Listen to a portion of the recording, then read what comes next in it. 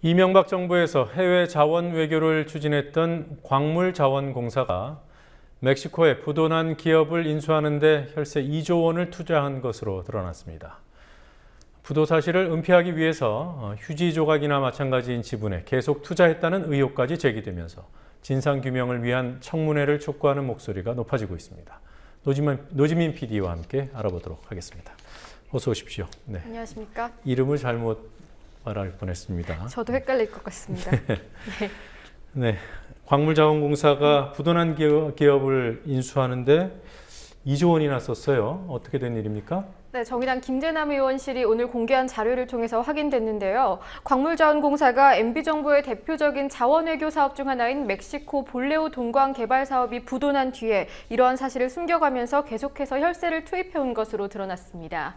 2008년 자원공사는 멕시코 볼레오 동광 개발 사업에 참여하기 위해서 7,600만 달러를 들여서 바하마이닝사의 지분 30%를 사들였습니다. 그로부터 3년 뒤에 개발 사업이 착공됐지만 예상보다 개발 비용이 크게 불어나자 바하마이닝사는 사실상 사업을 포기했고요. 또 1년 뒤에는 개발 사업 자체가 부도를 맞게 됐습니다. 하지만 김신종 당시 자원공사 사장은 부도 사실을 숨긴 채 엉뚱하게도 바하마이닝사의 주식을 또 추가적으로 사들였고 후임인 고정식 사장은 이 사업과 관련된 미국 수출입은행의 채권까지 매입했습니다. 뿐만 아니라 기준 수익률은 낮추고 또 동에 대한 가격은 높게 적용하면서 사업 수익률을 높이기도 했습니다. 이런 과정을 거치면서 자원공사가 쏟아부은 혈세가 총 2조 원에 달한다는 게 김 의원의 주장입니다. 네.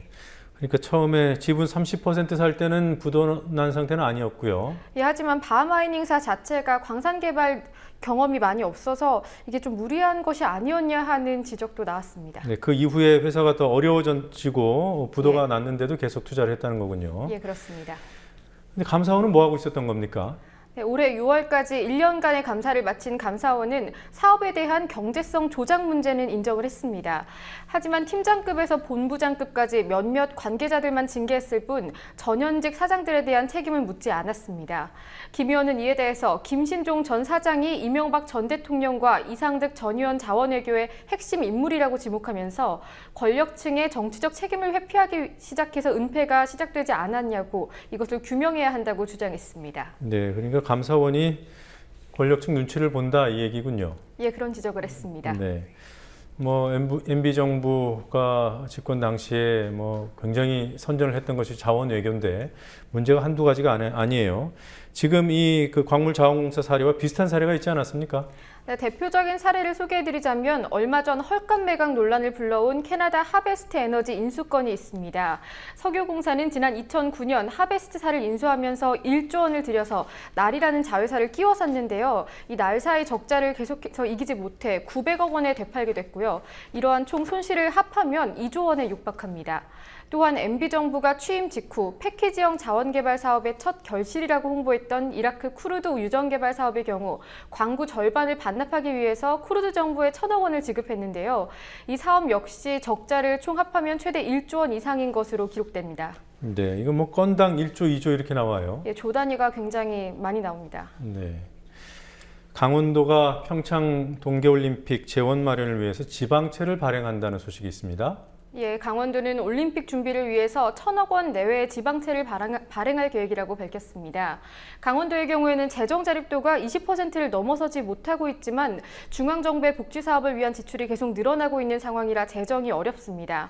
그런데 내년부터는 강원도 자체의 사업비를 올해보다 10% 감면하는 등의 방식으로 고강도 긴축 재정을 하면서까지 올림픽 비용을 마련한다는 계획인데요. 하지만 재정 자립도가 낮은 데다 이미 5,800억 원의 부채를 보유하고 있는 강원도가 빚을 내 충당한 사업비를 상환할 수 있을지 우려가 제기되고 있습니다. 또한 동계올림픽의 경우에는 수익성이 낮기 때문에 올림픽의 저주에 빠질 가능성이 높다는 지적도 이어지고 있습니다. 네, 비근한 예로 인천시도 아시안게임을 위해서 지방채를 발행하지 않았습니까?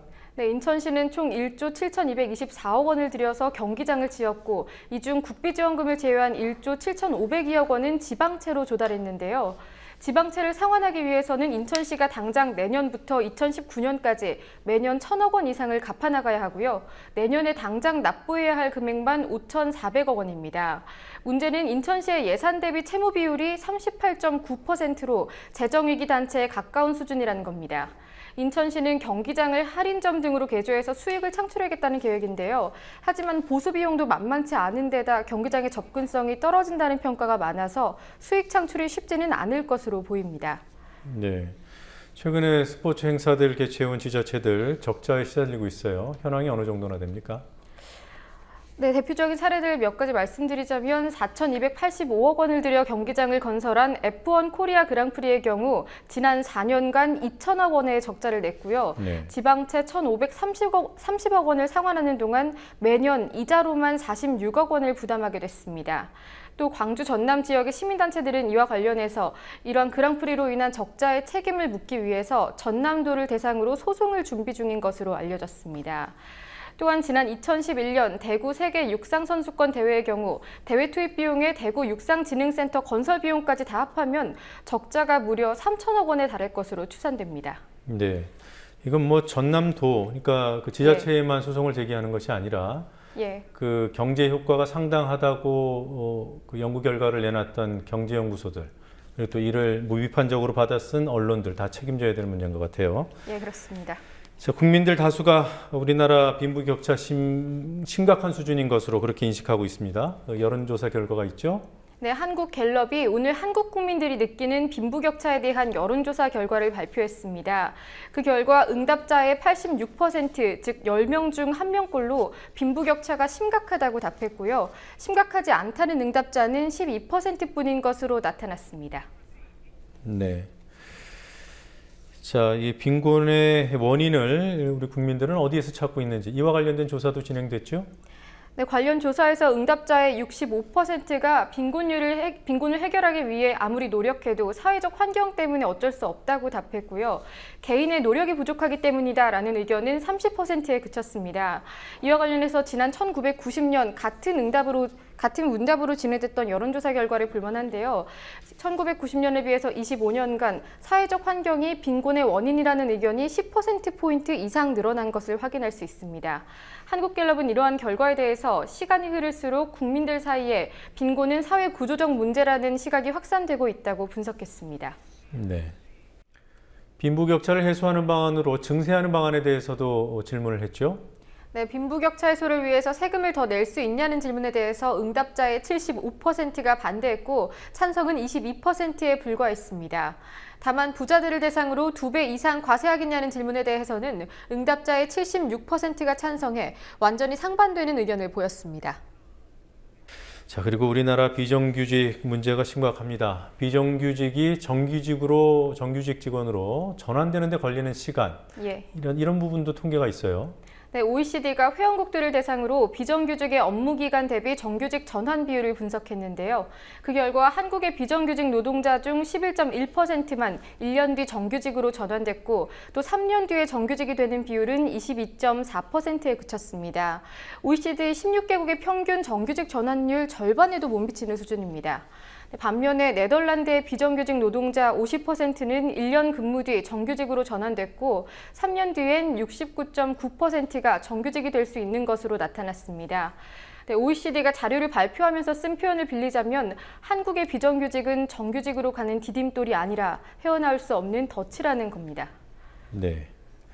자, 박근혜 정부 출범 이후에 법원의 통신영장 발부가 많이 늘었다. 이 통신영장이라는 것은 수사기관이 개인 간의 통신 내역을 들여다본다는 의미죠. 예, 그렇습니다. 민주연합 이춘석 의원은 오늘 법원이 박근혜 정부 들어 검찰이 신청한 통신영장의 대다수를 허가하고 있다고 밝혔습니다.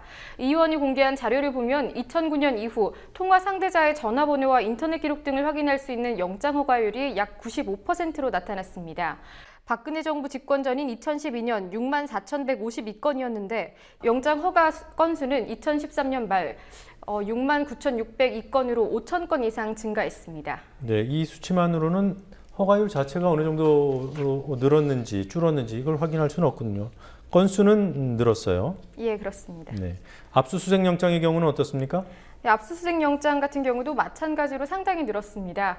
박 대통령 집권 전인 2012년 10만 7천여 건이었던 영장 발부 건수는 지난해 16만 6천 건으로 50% 이상 증가했습니다. 2010년과 비교할 경우 2배 가까이 는 건데요. 자료를 공개한 이 의원은 법원이 개인의 사생활을 들여다볼 수 있는 영장을 허가함으로써 공안 분위기를 조성하는 데 일조하고 있다고 비판했습니다. 네. 소식 한 가지만 더 보도록 하죠. 오늘 네. 경찰이 오늘 전교조 조합원과 관련된 수사를 하다가 검찰에 넘겼습니까? 네, 서울 종로경찰서는 교육부 고발에 의해서 수사해온 전교조 조합원 46명을 국가공무원법 위반 혐의로 검찰에 송치했습니다. 경찰은 이들이 청와대 게시판에 교사 선언문을 올리고 조퇴투쟁을 한 것이 국가공무원법에 위반된다면서 이같이 밝혔는데요. 경찰은 또한 교육부가 지난달 13일 세월호 특별법 제정 촉구 전국교사대회에 참여한 교사들을 국가공무원법 혐의로 중앙지검에 고발했으며 고발 대상자인 6명의 조합원을 수사 중이라고 밝혔습니다. 네, 오늘 여기까지 보도록 하겠습니다. 수고했습니다.